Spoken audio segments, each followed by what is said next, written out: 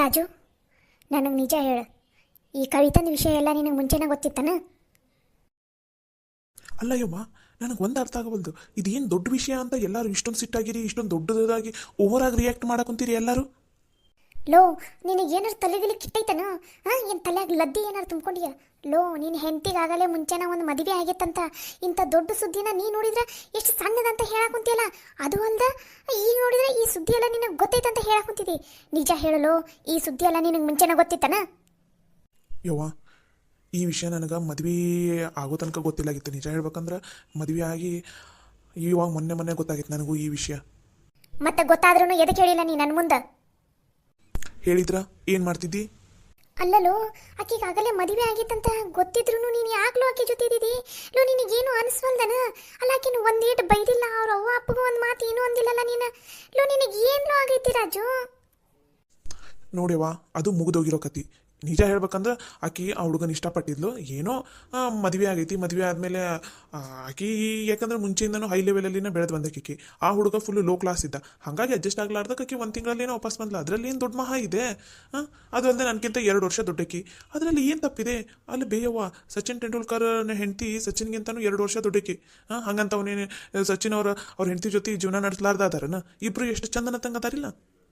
ಅಷ್ಟೇ ಯಾಕೆ, ಯಶ್ ಮತ್ತು ರಾಧಿಕಾ ಮೇಡಮ್ ಅವ್ರದ್ದು ರಾಧಿಕಾ ಮೇಡಮ್ ಅವರು ಕೂಡ ಯಶ್ ಅವ್ರಿಗಿಂತ ದೊಡ್ಡವರು ಹೌದಿಲ್ಲ. ಅಂದಮೇಲೆ ಅವ್ರಿಗೆ ಏನು ಸಮಸ್ಯೆ ಆಗಿಲ್ಲ ಅಂತಂದಮೇಲೆ ನನಗೆ ಯಾಕೆ ಬಿ ಸಮಸ್ಯೆ ಆಗುತ್ತಿದ್ದು?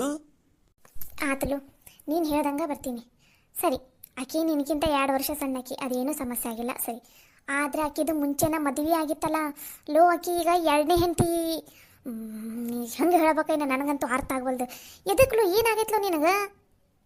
ಯವ್ವ, ನಾನು ಕವಿತನ ಜೊತೆ ಇವಾಗ ಆರಾಮಾಗದೀನಿ, ಚಂದನ ತಂಗದೀನಿ. ಅದು ಅಲ್ದ ನಮ್ಮ ಮಾವರು ನನಗೆ ನಂದು ಏನು ಗೋರ್ಮೆಂಟ್ ಜಾಬ್ ಹೋಗಿತ್ತಲ್ಲ ಅದನ್ನು ವಾಪಸ್ ಬರೋಂಗೆ ಮಾಡಾರ. ಅಷ್ಟೇ ಅಲ್ದ ನನಗೂ ಕವಿತಾಗೂ ಒಂದು ದೊಡ್ಡ ಬಿಸ್ನೆಸ್ ಕೂಡ ಹಾಕ್ಕೊಡ್ತೀನಿ ಅಂತಂದಾರ. ಇವಾಗ ನನ್ನ ಲೈಫ್ ಸೆಟಲ್ ಆಗೋ ಟೈಮ್ ಬಿ. ಈ ಟೈಮ್ನಾಗ ನಾ ಈ ಸಣ್ಣ ಪುಟ್ಟ ಈ ವಿಷಯನೆಲ್ಲ ತಲೆಗೆ ಹಾಕ್ಕೊಂಡು ಕವಿತನ ದೂರ ಮಾಡ್ಕೊಂಡೆ ಅಂತಂದ್ರೆ ನನ್ನ ಜೀವನ ಇನ್ನೂ ಹಾಳಾಗಿ ಹೋಗ್ತೈತಿ. ಅಂದ್ರೆ ನಿನ್ನ ಮಾತಿನ ಅರ್ಥ? ನೋಡ್ಬೇವ, ನಾ ಇಷ್ಟು ದಿನ ಇದಕ್ಕೆ ಮನೆಗೆ ಬಂದಿಲ್ಲಾಗಿದೆ ಅಂತಂದ್ರೆ ನಮ್ಮ ಮಾವರು ನನ್ನ ಅಲ್ಲೇ ಇಟ್ಕೊಂಡು ನನ್ನ ಗೋರ್ಮೆಂಟ್ ಜಾಬ್ ವಾಪಸ್ ಬರೋಂಗೆ ಮಾಡಿದ್ರು. ಎಷ್ಟೆಲ್ಲ ಎಫರ್ಟ್ ಹಾಕಿ ನನ್ನ ಜಾಬ್ ವಾಪಸ್ ಬರೋಂಗೆ ಮಾಡಾರ ಗೊತ್ತಾ?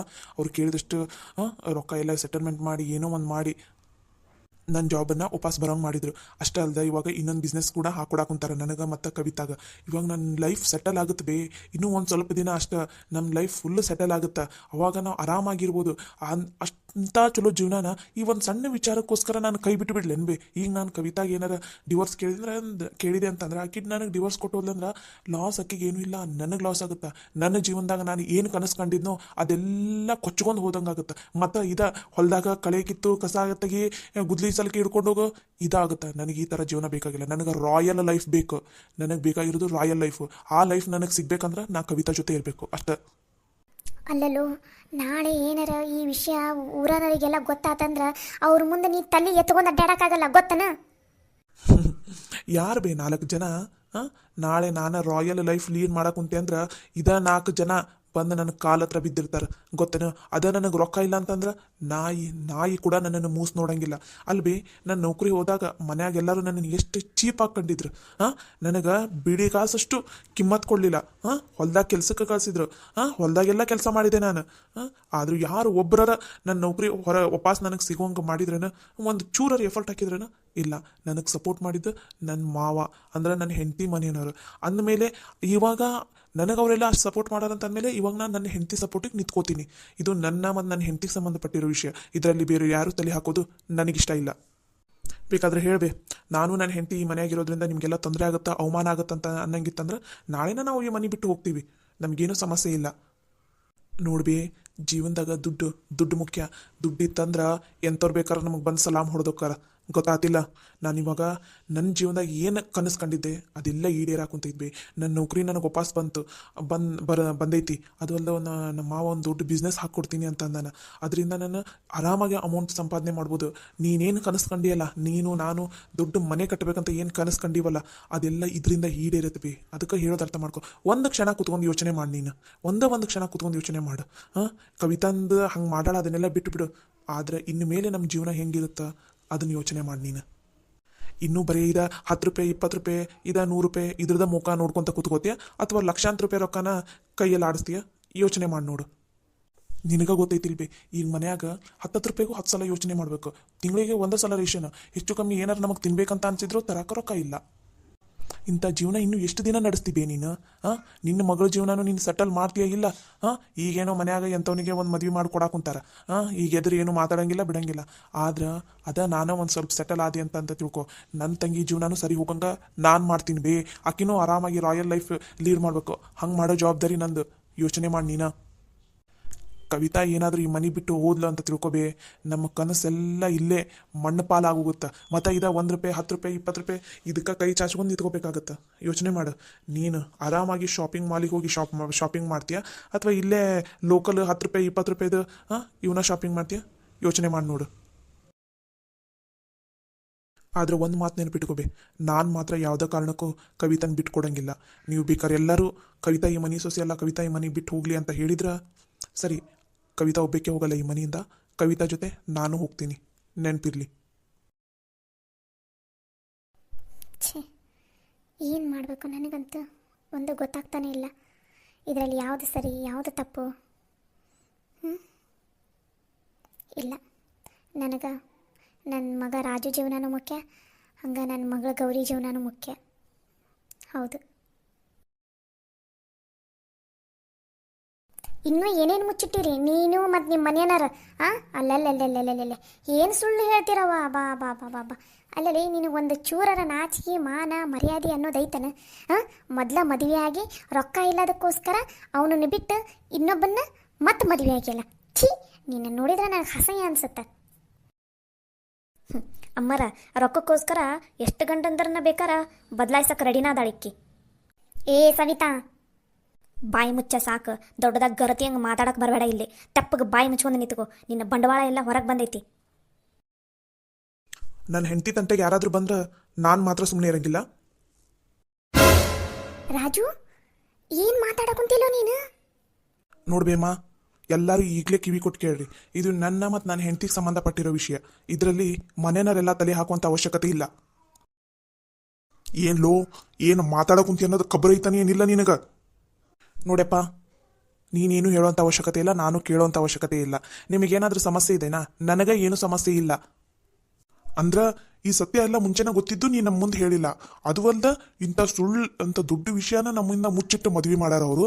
ಅವ್ರ ಬಗ್ಗೆನೂ ನಿನಗೇನು ಸಿಟ್ಟು ಬರವಲ್ದು. ಈಗ ನಾವು ಒಂದೆರಡು ಮಾತು ಮಾತಾಡಿದಕ್ಕೆ ನಮ್ಮ ಮೇಲೆ ಸಿಟ್ಟು ಬರಕ್ಕೆ ಹೊಂದ್ಬಿಟ್ಟೈತೇನ ನಿನಗೆ? ನೋಡಪ್ಪ, ನೀನಿನ್ನೂ ಹಳೆ ಕಾಲದತ್ತ.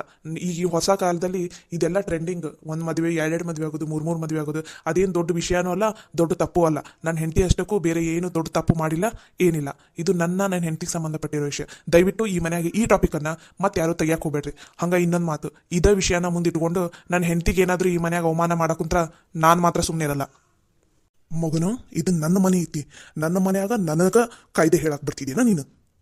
ಅವರೆಷ್ಟೆಲ್ಲ ತಪ್ಪು ಮಾಡಿದ್ರು, ಅಷ್ಟೆಲ್ಲ ಸುಳ್ಳು ಹೇಳಿ ಮೋಸ ಮಾಡಿ ಮದುವೆ ಮಾಡಿದ್ರು ಅವ್ರ ಬಗ್ಗೆ ಮಾತಾಡ್ಲಾರ್ದ, ಏನು ತಪ್ಪಿಲ್ದ ಮೋಸ ಹೋಗಿರೋ ನಾವು ನಮ್ಮ ಮೇಲೆನ ಅಧಿಕಾರ ಚಲಾಯಿಸಕ್ಕೆ ಬರ್ತೀನಲ್ಲೋ ನೀನು?